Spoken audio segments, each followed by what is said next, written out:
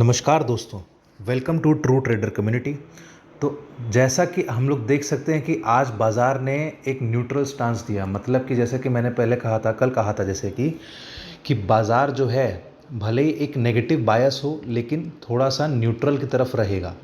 मैंने कहा था कि थोड़ा सा न्यूट्रल की तरफ रहेगा, तो वैसा ही हुआ। कल की जो क्लोजिंग थी लगभग 24, कल की जो क्लोजिंग थी 24,530 थी और आज की क्लोजिंग है 24,509। ठीक है, 510 के आसपास। तो ज़्यादा का फ़र्क नहीं पड़ा, नेगेटिव बायस के साथ साथ न्यूट्रल रहा है। ठीक है, खुला ज़रूर नीचे था। और ऐसा यदि आप एक चीज़ ध्यान से देखो तो पहले निफ्टी की बात कर लेते हैं। निफ्टी में यदि अपने 15 मिनट के चार्ट पे आ जाएं तो आज क्या हुआ वो देखते हैं। हम लोगों का कल का एनालिसिस था कि यदि निफ्टी जो है वो हमारा ऊपर की साइड कितना तक जा सकता है। ऊपर की साइड जो कि अपने को एक्सपेक्टेशंस कम है वो है 24,630, और मैंने कहा था कि 600 तक भी रुक जाए तो अपना निफ्टी का हाई आज के दिन 24,595, इतना का अपना निफ्टी ने हाई बनाया है। ठीक है, उसके बाद नीचे की साइड में हम लोगों ने क्या कहा था कि वो भी एक सेल ऑन राइज वाला मौका है। और मैंने एक और चीज़ कहा था कि निफ्टी यदि ऊपर खुलता है तो भी हम लोग पुट साइड देखेंगे, और यदि निफ्टी नीचे खुलता है तो भी हम लोग पुट साइड देखेंगे। अच्छा, नीचे खुलने का मतलब मैंने बोला था कि यदि 24,440 के नीचे जाता है तो ये हमारा पुट साइड एंट्री बनेगा, ये हमारा पी ट्रिगर होगा। और हमारा टारगेट क्या होगा? सबसे पहला टारगेट था हमारा 24,360, और उसके नीचे एकेडमिकली था 24,310। तो निफ्टी में मैंने कहा था कि ये आने का चांसेस बहुत ज़्यादा है, जो कि निफ्टी ने उस चीज़ को वैलिडेट किया। यानी कि निफ्टी का आज का लो आप देखोगे तो 24,362 था, जो कि उसने आज सुबह ही बना दिया। तो यहाँ पे हमारे पास 80 पॉइंट्स का एक अच्छा खासा, आप समझ लो, पुट में कैप्चर किया हम लोगों ने पॉइंट्स। अच्छा, ऊपर की साइड मैंने कहा था कि सेलिंग में अपने को अच्छा खासा है, मतलब बाज़ार जो है वो भी सेल ऑन राइज है। और ऊपर का हाई, जैसा कि मैं रिपीट कर रहा हूँ, 24,595 का हाई बना है।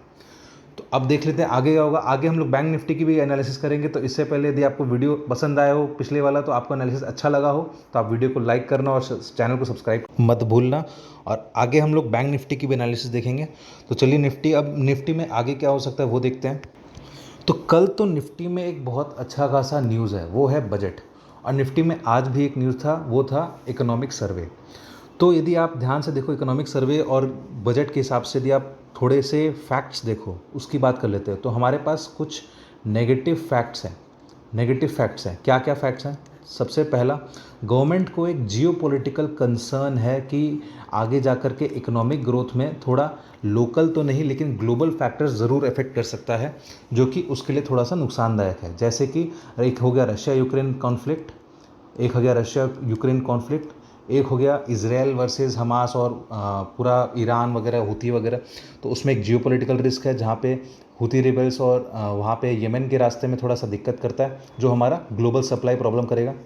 सेकंड हो गया, ये तो जियोपॉलिटिकल फैक्टर हो गया। सेकंड हो गया, आज एक रिपोर्ट आई है जो कहती है हर दो में से एक, मतलब 1 out of 2 graduates are unemployable. मतलब हर दो में से एक नौजवान जो ग्रेजुएट होता है उनको एम्प्लॉयमेंट, उनके पास वैसी स्किल सेट कम है, इसीलिए उनको एम्प्लॉयमेंट देना थोड़ा सा मुश्किल आ रहा है। ठीक है, तीसरा गवर्नमेंट का कंसर्न क्या है? तीसरा कंसर्न है कि एफ-एन-ओ ट्रेडिंग, यानी कि मार्केट में एक स्टॉक स्पेकुलेशन या एफ-एन-ओ ट्रेडिंग यानी कि ऑप्शंस में स्पेकुलेशन बहुत ज़्यादा बढ़ गया है। और उसके चक्कर में चौथा भी इफेक्ट हो रहा है, जो कि है लोअर ग्रोथ इन डिपॉजिट। यानी कि लोअर ग्रोथ इन डिपॉजिट, बैंकों में पैसा डिपॉजिट कम हो रहा है। लोग क्या तो म्यूचुअल फंड्स में लगा रहे हैं या फिर उससे एफ-एन-ओ ट्रेडिंग कर रहे हैं। Lower growth in deposits. ठीक है, तो ये दोनों तो इंटरलिंक्ड हो गए, 4 नंबर और 5 नंबर। अच्छा, इससे क्या हो रहा है कि बाज़ार में वॉलेटिलिटी भी बढ़ रही है और जो आम आदमी है उसका पैसा खोने का थोड़ा डर भी बढ़ गया है। ठीक है, और इससे सेविंग्स भी थोड़ी सी कम हो रही है और बैंकों को भी कम पैसा मिल रहा है आगे लोन देने के लिए। उससे क्या होगा, सर्कुलर फ्लो ऑफ मनी जो होता है, यानी कि पैसा जो हाथ चेंज करता है, हैंड्स चेंज करता है, वो थोड़ा सा लो हो जाएगा। उसके चक्कर में इकोनॉमिक में थोड़ी सी प्रॉब्लम आती है। अच्छा, फिफ्थ क्या है? फिफ्थ है हमारे पास डिसकम्फर्ट इन इन्फ्लेशन। गवर्नमेंट कितना भी कोशिश कर ले, दिक्कत कर रहा है उसको इन्फ्लेशन कंट्रोल करने में। यदि आप रिसेंट आरबीआई की रिपोर्ट देखो तो जैसे कि हम लोगों ने वीकली वीडियो में डाला था कि इन्फ्लेशन जो है एक्सपेक्टेशन से बढ़कर आई है, तो उसके चक्कर में क्या होगा, जैसा कि हम लोगों ने वीडियो में कहा था कि रेट कट होने में थोड़ा डिले हो सकता है, तो उससे महंगाई थोड़ी सी और बढ़ सकती है, इकोनॉमिक ग्रोथ भी थोड़ा दिक्कत कर सकता है। तो ये हुआ पांचवा फैक्टर। अच्छा, अब बजट के कुछ एक्सपेक्टेशंस देख लेते हैं। बजट के एक्सपेक्टेशंस में हम लोग क्या देखते हैं, कल जो बजट आएगा उसमें कुछ कुछ एक्सपेक्टेशंस बाजार लगा के रखा है, जिसको अपने थोड़ा सा एनालाइज करते हैं। सबसे पहला फोकस होगा इंफ्रा का, जो गवर्नमेंट का बहुत इंपॉर्टेंट है, फोकस ऑन इंफ्रा। गवर्नमेंट जो है वो इससे कॉम्प्रोमाइज़ नहीं करेगी, ये इस गवर्नमेंट की एक खासियत है, ठीक है। अब देखते हैं नेक्स्ट क्या हो सकता है।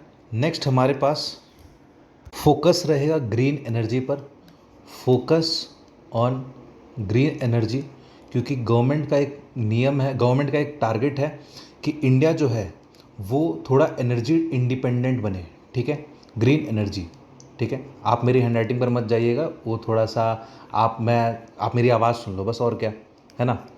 अब बात कर लेते हैं तीसरा पॉइंट, क्या ये बजट एक पॉपुलिस्ट बजट हो सकता है, यानी कि बजट में थोड़े वेलफेयर स्कीम पे ज़्यादा ध्यान दिया जाएगा, क्योंकि आने वाले और थोड़े से अभी इलेक्शंस आ रहे हैं, ठीक है, महाराष्ट्र में भी इलेक्शंस है और अगले साल भी कुछ इलेक्शंस हैं, तो वो गवर्नमेंट का फोकस रहेगा, क्या ये पॉपुलिस्ट बजट हो सकता है, वेलफेयर स्कीम ज़्यादा गवर्नमेंट दे सकती है, तो ये भी देखा जाएगा, ठीक है। तो ये तो हो गए हमारे कई सारे रीजंस जो बजट में कल आ सकता है। अब देखते हैं कि कल बाज़ार में क्या होगा, उस पर बात कर लेते हैं। तो निफ्टी में अपने यदि देखें, बाज़ार के यदि फर्स्ट हाफ में निफ्टी यदि नीचे जा रही हो, मतलब आप समझ लेना कि एक पॉजिटिव बजट आ रहा हो, समझ लो एक पॉजिटिव बजट आ रहा हो, तो निफ्टी स्टार्टिंग यानी कि फर्स्ट हाफ में थोड़ा नीचे जा सकती है और उसके बाद निफ्टी ऊपर जाएगी। तो ये तो हो गया हमारा केस वन। दूसरे केस में क्या है कि बजट यदि न्यूट्रल रहे, बजट यदि न्यूट्रल रहे मतलब जो चल रहा है वैसा ही चलते रहेगा, ठीक है, तो उस केस में क्या होगा कि निफ्टी स्टार्टिंग में ऊपर जाएगी, थोड़े थोड़े से ऊपर जाएगी और उसके बाद ज़्यादा नीचे गिरेगी, क्योंकि अपने को पता है कि बजट जो अभी अपने यदि टेक्निकल के हिसाब से चलें तो बजट ज़्यादा फर्क करे ना करे, लेकिन बाजार नीचे की तरफ ज़्यादा जाएगा, क्योंकि प्रॉफिट बुकिंग ज़रूर आएगा, कुछ खास चेंज हुआ नहीं तो लोग सोचेंगे तो एक बार प्रॉफिट बुक कर लेते हैं, ठीक है। तीसरे केस में क्या हो रहा है, तीसरे केस में क्या हो रहा है, यदि बजट नेगेटिव आ गया, ठीक है, बजट यदि नेगेटिव आ गया, वो थोड़ा सा टुवर्ड्स द एंड पता चलता है, तो उस केस में भी बाज़ार में क्या होगा, स्टार्टिंग में तो ऊपर जाएगा, और यहाँ पे आपको ट्रैप नहीं होना है कि यदि आप ऊपर सोच रहे हो कि अब तो बाज़ार ऊपर जाना चाहिए, वहाँ पे आपका पुट का एंट्री होगा जो आपको नीचे अच्छा खासा मुनाफा दे सकता है, ठीक है। अच्छा, मैं डिस्क्लेमर दे देता हूँ, ये सारी चीज़ें एडुकेटिव पर्पस के लिए है, इसमें मैं कोई भी चीज़ रेकमेंड नहीं कर रहा हूँ कि आप खरीदो और बेचो, मैं सिर्फ स्पेक्टेट करने बोल रहा हूँ कि बाज़ार किस तरफ जा सकता है, ऊपर या नीचे, और कैसे जा सकता है, ठीक है। तो ये तो हो गई भाई ओवरव्यू वाली बात कि आप कोई लेवल्स तो देखे नहीं, अब लेवल्स देख लेते हैं। इन जनरल हम लोगों ने ये देखा कि क्या हो सकता है, अब एग्जैक्टली लेवल्स की बात कर लेते हैं। तो निफ्टी में अपने पास रेजिस्टेंस कौन से हैं, ऊपर में 24,550 के आसपास, यदि आप मूविंग एवरेजेस भी देखो तो एक 560 है, एक 570 है, तो मैं एक लोअर रेंज ले लेता हूँ, ये 550 के आसपास का रेजिस्टेंस है। उससे ऊपर और कितना जा सकता है, तो ऊपर में 24,600 या 630, जैसा कि मैंने पहले भी लेवल्स दिए थे मैंने, तो 595 से घूम गया, वो अलग चीज़ है, वो आप थोड़ा सा देख लेना। तो ऊपर में 24,600 के आसपास, तो ये एक अच्छा खासा सेलिंग पॉइंट है, रेजिस्टेंस पॉइंट है। अच्छा, नेक्स्ट यहाँ पे आप समझ लो, चाहे आप पुट साइड देख सकते हो, यहाँ पे नीचे आ सकता है, यहाँ से रिवर्सल कर सकता है। नेक्स्ट नीचे की बात कर लेते हैं।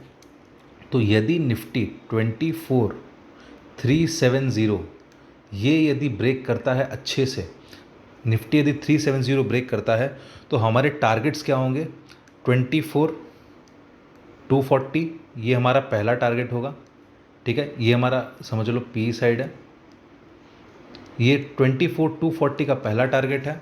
उसके बाद दूसरा टारगेट होगा हमारा 24,200, ठीक है। अब एक चीज़ ध्यान रखना, यदि 24,200 ब्रेक करता है ना, तो आप बाज़ार में थोड़ा और सेलिंग प्रेशर देखोगे, जो कि है 24,050, ठीक है, क्योंकि निफ्टी में 24,200 से लेकर के 24,150 का लेवल जो है वो एक अच्छा सपोर्ट बना हुआ था कुछ दिनों से, लेकिन यदि 24,200 ब्रेक करेगा, हो सकता है 150 से भी घूम जाए, लेकिन वो यदि स्ट्रांगली मूव करेगा, स्ट्रांगली ब्रेक करेगा, तो 24,050 देखने को भी अपने को मिल सकते हैं।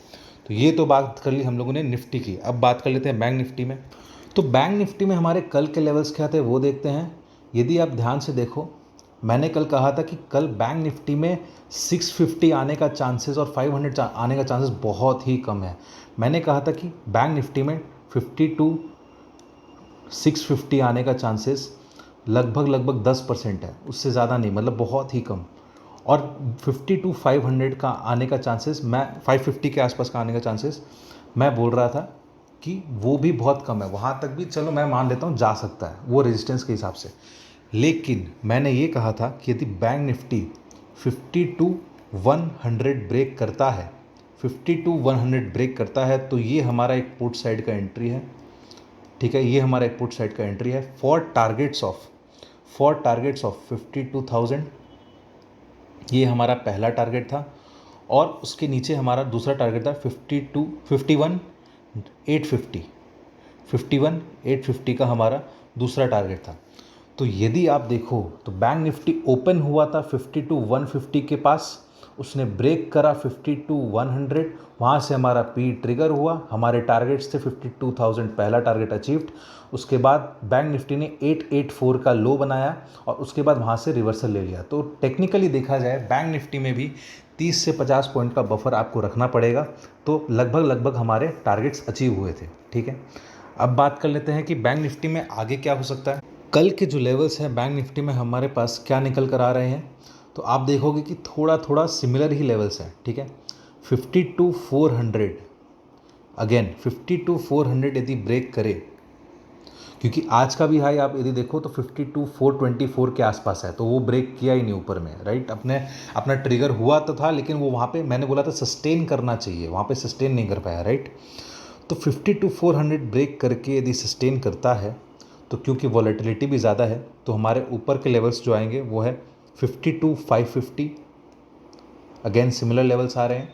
और ऊपर में और एक लेवल आप देख लो 52,650, ठीक है, 52,650, ये हमारा ट्रिगर पॉइंट होगा अपसाइड के लिए, और ये हमारे टारगेट्स होंगे।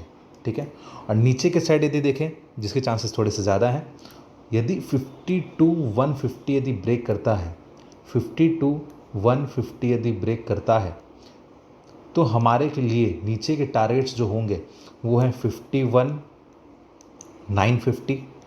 51,950 के बाद हमारे दूसरा टारगेट होगा वो है 51,800। ठीक है, इस बार बैंक निफ्टी थोड़ा सा वीकनेस ज़्यादा दिखाएगा, क्योंकि पिछली बार यदि आपको याद हो तो 51,750 तक भी बैंक निफ्टी ने मतलब अपना एक लो बनाया था। तो 51,800 के लेवल्स वापस देखने को मिल सकते हैं। तो ये हमारा पी साइड का ट्रिगर है, और ये हमारे नीचे के टारगेट्स हैं। तो आई होप आपको आज का एनालिसिस अच्छा लगा होगा। वीडियो थोड़ी सी लंबी होगी क्योंकि उसमें कई सारे पॉइंटर्स थे।